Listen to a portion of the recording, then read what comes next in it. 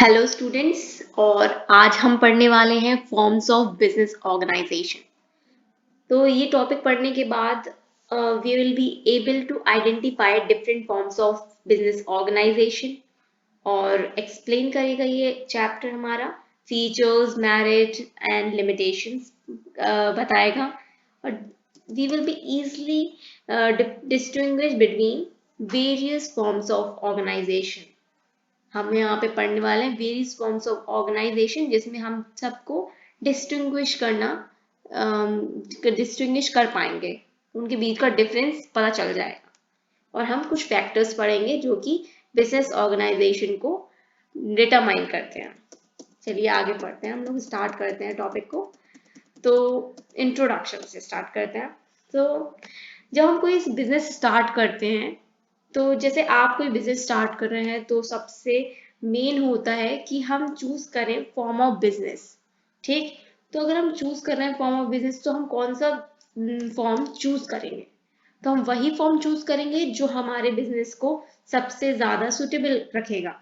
ठीक, तो the most important decision is to relate to the choice of the form of the organization। हमारा जो choice होगा वो ऑर्गेनाइजेशन से रिलेटेड हो, ऑर्गेनाइजेशन के जो फॉर्म ऑफ ऑर्गेनाइजेशन होगा वो रिलेट करेगा। ठीक, various form of business organisation from which one can choose the prize one include. तो ये 5 हमारे पास हैं जिनमें से हम अप्रोप्रिएट वन चूज करते हैं जो कि हमारे ऑर्गेनाइजेशन को अच्छी तरह सूट करता है। तो हम ये पांचों अच्छी तरह समझ लेंगे और इनके अंदर के सारे डिफरेंसेस समझ लेंगे। तो हम स्टार्ट करते हैं सोल प्रोप्राइटरशिप से, जो कि हमारा पहला है। फिर दूसरा आएगा हमारा जॉइंट हिंदू फैमिली बिजनेस। फिर आता है पार्टनरशिप, फिर आता है cooperative societies, and the last one is joint stock company. So पहला है सोल प्रोप्राइटरशिप। सोल प्रोप्राइटरशिप हमारा होता है कि ये सूटेबल होता है स्मॉल बिजनेसेस के लिए, जिसमें हमारा सिर्फ इंडिविजुअल ही सारा कंट्रोल देखता है। सो sole proprietorship is a popular form of business organization and is more suitable for the small businesses, okay, and is controlled by an individual who is the recipient of the profit bear, जो कि सारा का सारा profit beer करेगा, और जितने भी risk होंगे वो सारे के सारे एक इंडिविजुअल पे ही होंगे, क्योंकि सोल प्रोप्राइटरशिप में हमारा ओनर ही बिजनेस को ओनली ओनर ही हमारे बिजनेस को संभालता है। और सोल का मतलब यहाँ पे ओनली होता है, प्रोप्राइटरशिप का मतलब पार्टनर, तो ओनली पार्टनर होता है। ठीक है, प्रोप्राइटर पार्टनर और ओनर, तो ओनली ओनर। ठीक, hence the sole proprietor is one who is the only owner of the business। Only owner है, इसीलिए वो सारा कंट्रोल इंडिविजुअल के हाथ में है, जो कि सारा का सारा प्रॉफिट बियर करता है। और जितने भी रिस्क होंगे, जितनी भी लाइबिलिटीज होंगी, जो भी लॉसेस होंगे, वो सारा का सारा ये हमारा इंडिविजुअल ओनर ही बियर करेगा। This is a form of business is particularly common in the area of personalized service as a beauty parlor, hair salons and small scale activities. तो ये एग्जाम्पल दिए हैं, ब्यूटी पार्लर हो गया, जैसे hair salon हो गया, एंड स्मॉल स्केल एक्टिविटीज हो गई। तो उस पे हम देखते हैं कि सिंगल ही हमारा ओनर होता है, और वो सारा लाइबिलिटी और प्रॉफिट सारा एक ही देखता है, एक ही मैनेज करता है, सब कुछ एक के अंदर होता है। फिर हम आगे पढ़ते हैं कि sole trader is a type of business unit which where a person is solely responsible. सारा रिस्पॉन्सिबल होता है, सारा कैपिटल वो खुद लगाता है, सारे रिस्क वो खुद ही बियर करता है। One who is responsible, who is directly responsible for his operations. जो भी वो काम करने वाला है, जो भी उसमें ऑपरेशंस होंगे बिजनेस में, सबके लिए सिर्फ ओनर ही रिस्पॉन्सिबल होगा, जो कि हमारा सोल प्रोप्राइटर है, only owner of the company, who alone runs the risk of failure। उसके पास जितना भी रिस्क होगा वो उसके लिए खुद लायबल होगा। ओके, अब इसके आ जाता है features of sole proprietorship. Salient characteristics of the sole proprietorship form of organisation. तो पहला है हमारा formation of closure, formation and closure. फिर सेकंड आ जाता है लाइबिलिटी। तो फॉर्मेशन ऑफ क्लोजर में हम फॉर्मेशन ऑफ क्लोजर क्या होता है कि वहाँ पे कोई भी there is no separate law that governs the sole proprietorship. वहाँ पे कोई भी सेपरेट लॉ नहीं बनाया गया है सोल प्रोप्राइटरशिप के लिए, रजिस्टर करने की जरूरत ही नहीं है, इसीलिए ये फॉर्मेशन बहुत इजी होता है। जैसे हमें कोई बिजनेस स्टार्ट करना है, हमें कहीं से रजिस्ट्रेशन लेने की जरूरत नहीं है, बिकॉज हम सोल प्रोप्राइटर है उस बिजनेस के, और सोल प्रोप्राइटरशिप के लिए कोई भी अभी तक लॉ नहीं बना है। Hardly any law formality or formalities are required to start a sole proprietorship business। कोई भी formalities नहीं है एक पार्टनरशिप बिजनेस को स्टार्ट करने के लिए। दो some cases one may require a license। कुछ केसेस में हमें लाइसेंस की जरूरत हो सकती है। फॉर एग्जाम्पल अगर एल्कोहलिक कोई शॉप खोल रहे हैं तो उसमें हमें लाइसेंस की जरूरत है, पर अगर नॉर्मल हम किराना स्टोर खोल रहे हैं देयर इज नो लाइसेंस। ठीक, there is no need of licence. तो क्या होता है कि इसमें हम आसानी से उसका फॉर्मेशन कर सकते हैं और क्लोजर भी कर सकते हैं। क्लोजर में भी कोई दिक्कत नहीं है, इसे easily done. Closure of the business can also be done easily. Thus, there is easy information as well as closure of the business। क्योंकि इस sole proprietorship के लिए कोई भी लॉ नहीं बना गया है अभी तक।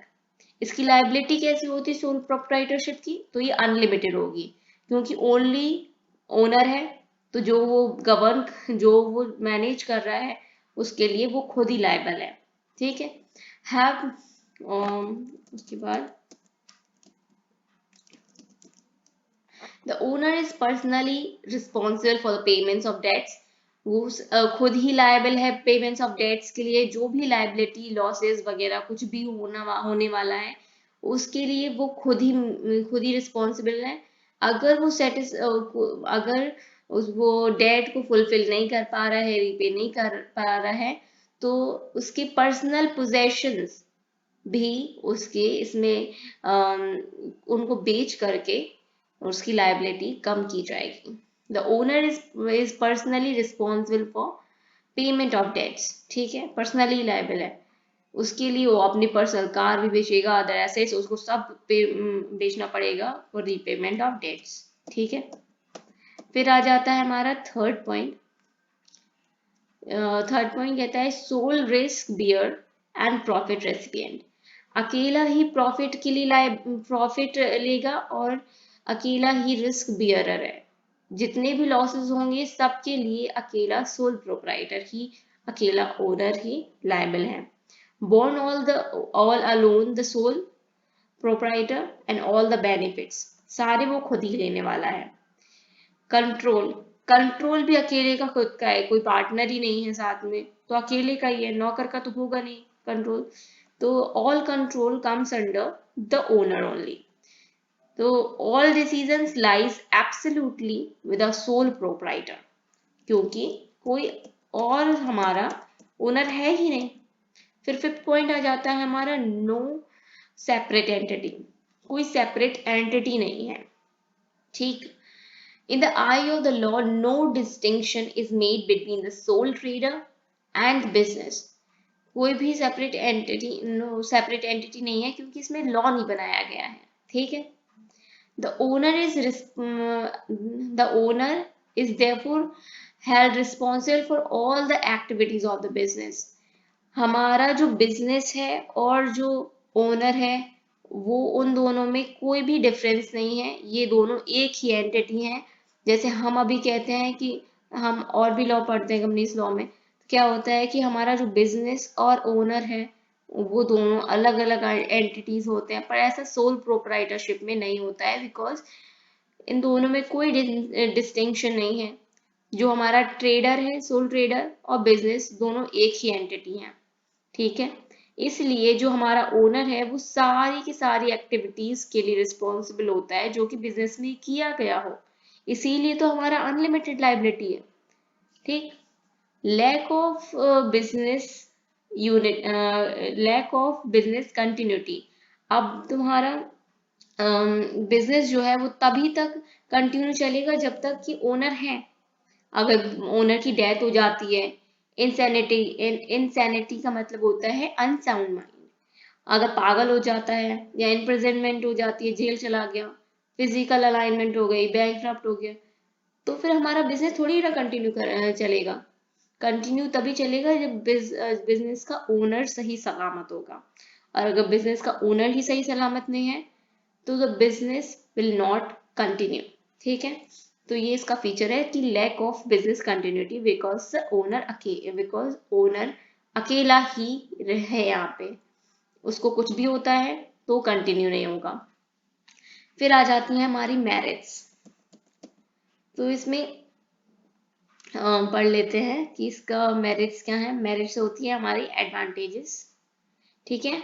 Soul proprietor offers many advantages, तो some of the important ones are follows. तो यहाँ पे है, तो पहला होता है हमारा क्विक डिसीजन। पहला, अकेला है तो जो भी डिसीजन लेगा तो हाल के हाल ले लेगा। ठीक है, उसे किसी से कंसल्ट करने की जरूरत नहीं है। फिर दूसरा आता है कॉन्फिडेंशियलिटी।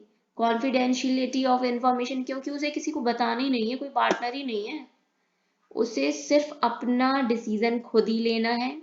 खुद लेगा तो हाल क्या ले लेगा, कंसल्ट नहीं करना है। कॉन्फिडेंशियलिटी मतलब कोई इंफॉर्मेशन बाहर नहीं जा रही है, किसी को बता नहीं रहा है, तो कॉन्फिडेंशियलिटी मेंटेन होती है। ठीक है।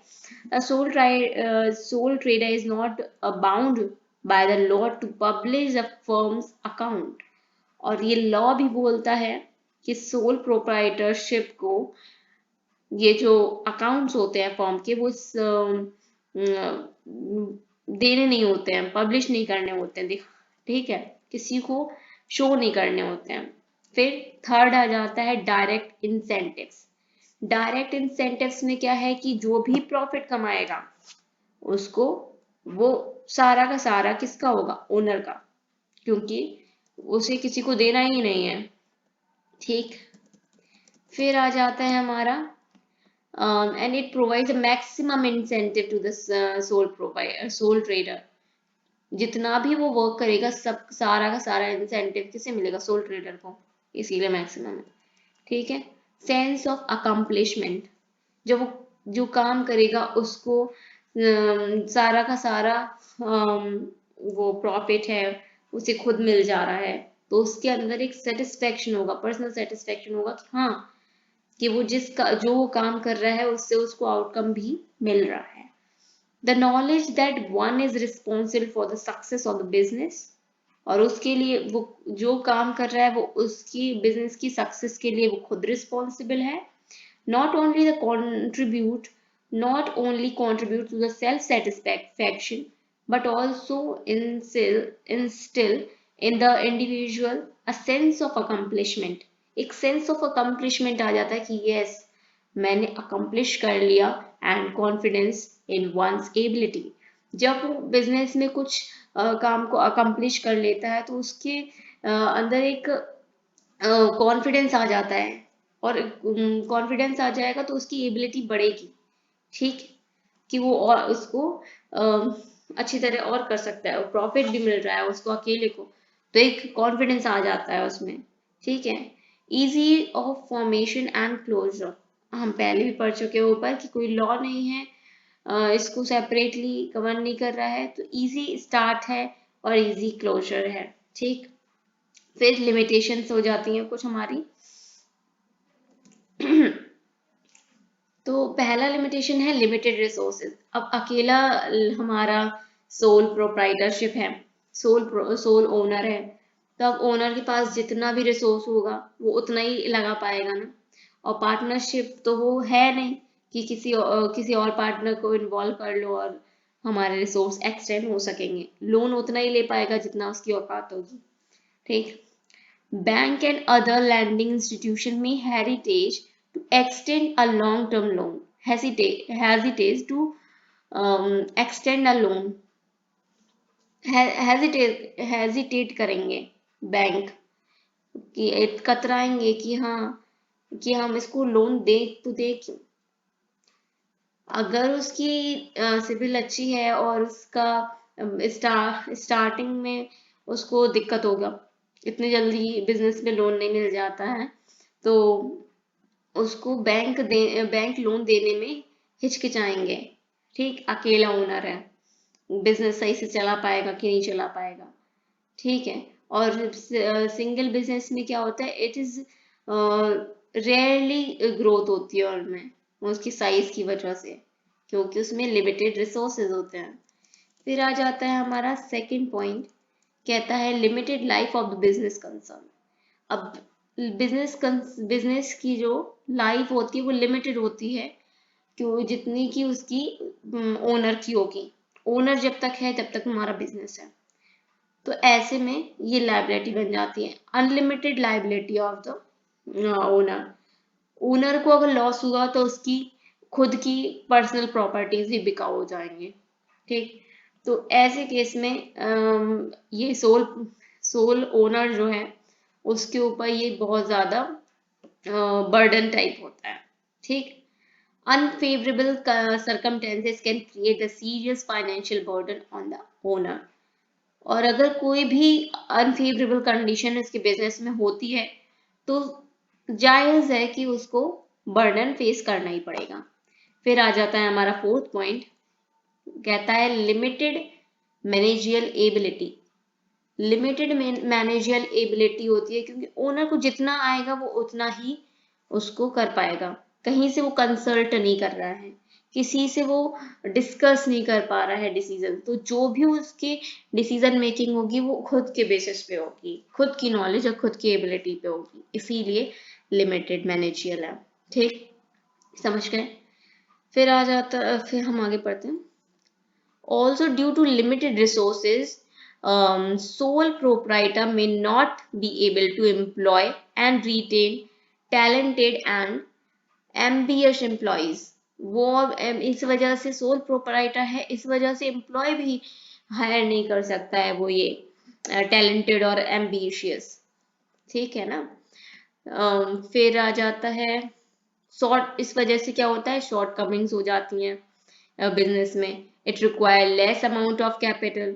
ठीक, उसमें कम कैपिटल होने की वजह से दिक्कत होने लगती है बिजनेस में। ठीक, a small scale and where customers demand to personalize the service। और उस वजह से स्मॉल स्केल के होने की वजह से जो कस्टमर की डिमांड है वो हम फुलफिल नहीं कर पाते। फिर आ जाता है हमारा joint Hindu family. Joint Hindu family में क्या होता है कि हमारा पुराना ही फैमिली बिजनेस चलता है, फैमिली बिजनेस होता है ये। ठीक है, और ये गवर्न होता है हिंदू लॉ से। तो joint Hindu family business is a specific form of business organisation found in India. It is one of the old form of business. ये सबसे ओल्ड है, ऐसा कह सकते हैं। फिर वन ऑफ द ओल्ड मतलब बहुत सारे ओल्ड में से एक है। It refers to the form of business where it carried by the members of the Hindu undivided family। जो कि अनडिवाइडेड फैमिली है उनसे उनसे वो लोग इसको करते हैं और गवर्न करता है हिंदू लॉ। ठीक, the business is controlled by the head of the family, जिसको कर्ता बोलते हैं, वो फैमिली को ये बिजनेस को कंट्रोल करता है। ठीक, all member has a equal ownership right over the property of the ancestor। ancestor की जो प्रॉपर्टी है उस पे सबका इक्वल राइट है। And they knows they and they are known as co partners, और उनको को पार्टनर्स कहते हैं। ठीक है। फिर features of Hindu undivided family. तो अब फीचर्स क्या होता है, फॉर्मेशन। अब फॉर्मेशन में क्या है कि वहां पे at least 2 members in the family, family में कम से कम 2 मेंबर्स तो होने ही चाहिए। For a joint Hindu family business there should be at least 2 members in the family and ancestral property to be inherited by them. और कोई एंसेस्ट्रल प्रॉपर्टी भी होनी चाहिए, 2 मेंबर्स तो होंगे ही, साथ साथ उसमें एंसेस्ट्रल प्रॉपर्टी भी बहुत जरूरी है। The business does not require any agreement, business और उसमें एग्रीमेंट की जरूरत नहीं है मेंबरशिप के लिए, ठीक, क्योंकि वो फैमिली के ही पर्सन हैं। और ये गवर्न होता है लॉ हिंदू सक्सेशन एक्ट 1926 के अंडर। इसमें जो लाइबिलिटी होती है वो लिमिटेड होती है। The liability of all members except the karta is limited, ठीक, जो हमारा कर्ता है उसकी जो लाइबिलिटी होगी वो अनलिमिटेड होगी, मतलब उसको पर्सनल असेट्स भी बेचनी पड़ेंगी रिपेमेंट के लिए, पर जो हमारे अदर मेंबर्स हैं फैमिली के, वो सिर्फ लाइबिलिटी, लिमिटेड लाइबिलिटी ही उनकी होती है। फिर आ जाता है कंट्रोल। कंट्रोल किसका होता है बिजनेस पे? कर्ता का होता है, ऑब्वियस सी बात है, कर्ता चलाता है, कंट्रोल मैनेज करता है, तो कंट्रोल भी कर्ता का होता है और उसी वजह से उसकी अनलिमिटेड लाइबिलिटी है बिजनेस में। कंटिन्यूटी, कंटिन्यूटी उसकी चलती रहती है, ठीक, जो भी उसका नेक्स्ट मेंबर होगा, एल्डेस्ट मेंबर, उसके वो उसका नेक्स्ट बन जाता है मेंबर, ठीक। The business continue even after the death of the कर्ता, जैसे अभी बोला है कि कर्ता की डेथ से कोई फर्क नहीं पड़ता है, कोई और एल्डर मेंबर उसका कर्ता बन जाएगा, उसकी पोजीशन ले लेगा। Be terminated with the mutual concert of member, अगर किसी मेंबर को और उसको बिजनेस को खत्म करना है तो सारे मेंबर की एक म्यूचुअल कंसर्ट होगी और उसके बेसिस से वो उसे टर्मिनेट कर दिया जाएगा। माइनर मेंबर का क्या होगा? तो the inclusion of any individual into the business occurrence due to the birth in the Hindu family, Hindu undivided family में जो भी बर्थ लिएगा वो उसमें मेंबर माना जाएगा। फिर आ जाते हैं merits, advantages of the Hindu undivided family. तो इफेक्टिव कंट्रोल होता है, इफेक्टिव कंट्रोल होता है, द कर्ता has absolute decision making power, कर्ता के पास सारे एब्सोल्यूट डिसीजन मेकिंग पावर होते हैं। नो वन कैन इंटरफेयर, कोई भी इंटरफेयर नहीं कर पाता है, इस वजह से बहुत ज्यादा इफेक्टिव कंट्रोल होता है, ठीक है। Lead to prompt and flexible decision making, हाल के हाल डिसीजन लिए जाते हैं और फ्लेक्सिबल भी होता है ये डिसीजन, ठीक।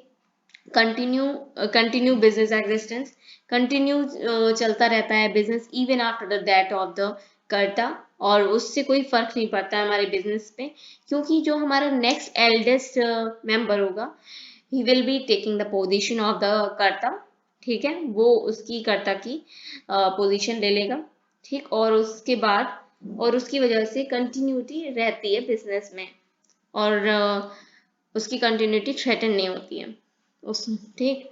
थर्ड पॉइंट आ जाता है limited liability of the member. तो मेंबर की लिमिटेड लाइबिलिटी होती है, को पार्टनर्स जो होते हैं, बाकी जो हमारा कर्ता होता है उसकी लाइबिलिटी अनलिमिटेड होती है। फोर्थ पॉइंट है इंक्रीज लॉयल्टी एंड कोऑपरेशन।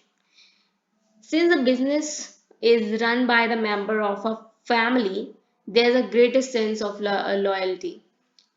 हमारा बिजनेस जो है वो हमारी फैमिली मेंबर्स ही चला रहे होते हैं, तो लॉयल्टी है, जैसे कि हमारे हमारे कोई बिजनेस है और उसमें पापा भी हैं, भाई भी हैं, सब लोग बिजनेस में काम कर रहे हैं, तो एक लॉयल्टी बनी रहती है ना।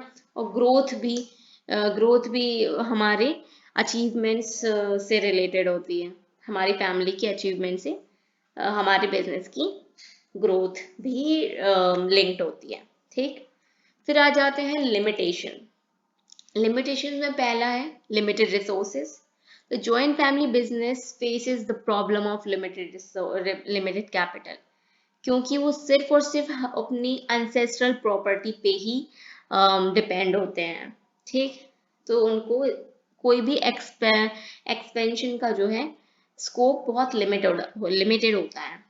अनलिमिटेड लाइबिलिटी ऑफ कर्ता, अनलिमिटेड लाइबिलिटी होती है कर्ता की, तो उसके ऊपर बहुत ज्यादा बर्डन होता है, which make the responsibility of the decision making, उसके ऊपर उसकी वजह से वो अकेला ही डिसीजन मेकिंग में उस पर बर्डन होता है उसका डिसीजन मेकिंग का, और मैनेजियर और मैनेजमेंट ऑफ द बिजनेस का, सबका उस पर एक कर्ता के ऊपर ही बहुत ज़्यादा प्रेशर होता है। फिर आ जाता है हमारा थर्ड पॉइंट, डोमिनेंस ऑफ कर्ता।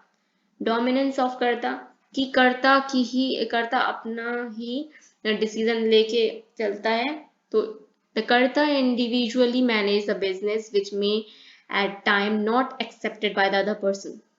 जो कि कभी कभी क्या होता है कि डिसीजन से कोई राजी नहीं है, तो कर्ता अपनी मनमानी चलाता है, क्योंकि वो उसमें सारा कंट्रोल कर्ता का है और अनलिमिटेड लाइबिलिटी है, तो कोई मेंबर कुछ कह नहीं पाता है, तो डोमिनेंस कर्ता की रहती है इसमें।